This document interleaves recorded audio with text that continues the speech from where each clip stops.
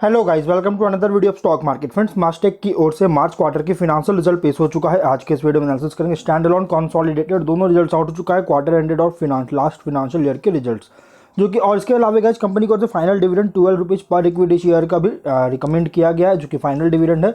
और यहाँ पे total dividend company 24 financial year में 19 रुपीज़ का दे रही है, जिसमें से 7 रुपीज़ ऑलरेडी पे कर चुका है और 12 रुपीज़ का रिकमेंड किया गया है।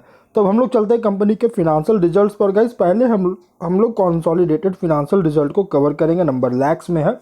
इनकम है 785 करोड़ का, पिछले क्वार्टर में 787.6 करोड़ का और मार्च 23 क्वार्टर में 708.7 करोड़ का इनकम है। क्वार्टर ऑन क्वार्टर में डाउन है, लेकिन ईयर ऑन ईयर की इनकम में इंक्रीज किया है। एक्सपेंसेस 691.3 करोड़ का, पिछले क्वार्टर में 685.9 करोड़ का और मार्च 23 क्वार्टर में 612.5 करोड़ का एक्सपेंस हुआ था। क्वार्टर ऑन क्वार्टर में देखिए इनकम में तो डाउन है, लेकिन एक्सपेंसेस बहुत ज़्यादा इंक्रीज हुआ, उसके कारण प्रॉफिट डाउन है। ईयर ऑन ईयर की भी एक्सपेंसेस बहुत ज़्यादा हुआ है और इस वजह से कंपनी का प्रॉफिट में डाउन देखने को मिल रही है। ऑपरेटिंग प्रॉफिट 93.8 करोड़ का, पिछले क्वार्टर में 101.7 करोड़ का और मार्च 23 क्वार्टर में 96 करोड़ का ऑपरेटिंग प्रॉफिट है। Quarter on quarter, year on year दोनों में डाउन देखने को मिला है। नेट प्रॉफिट कंपनी का है इस बार का 94.4 करोड़ का, पिछले क्वार्टर में 77.7 करोड़ का और मार्च 23 क्वार्टर में 72.5 करोड़ का प्रॉफिट है। क्वार्टर ऑन क्वार्टर में इंक्रीज है, ईयर ऑन ईयर में भी इंक्रीज किया है।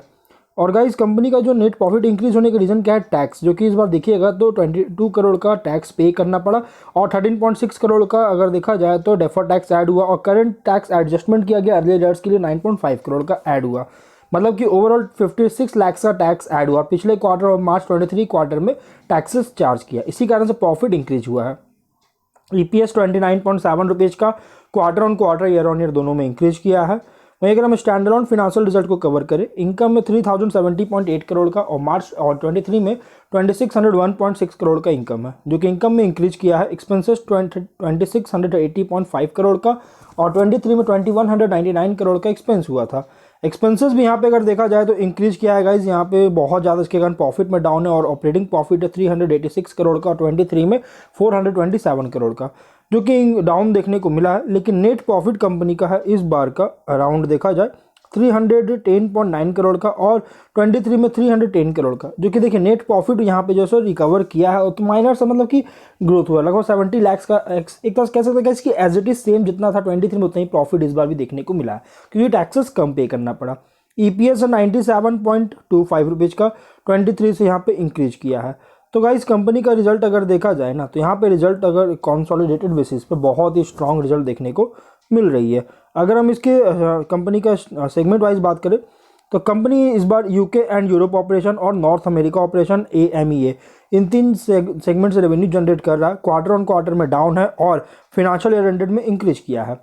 और अगर हम स्टैंड अलोन फिनेंशियल रिजल्ट को कवर करें गाइस, तो कंपनी का जो इनकम है इस बार का अराउंड अगर देखा जाए 125.7 करोड़ का, पिछले क्वार्टर में 105.9 करोड़ का और मार्च 23 क्वार्टर में 117.9 करोड़ का इनकम है।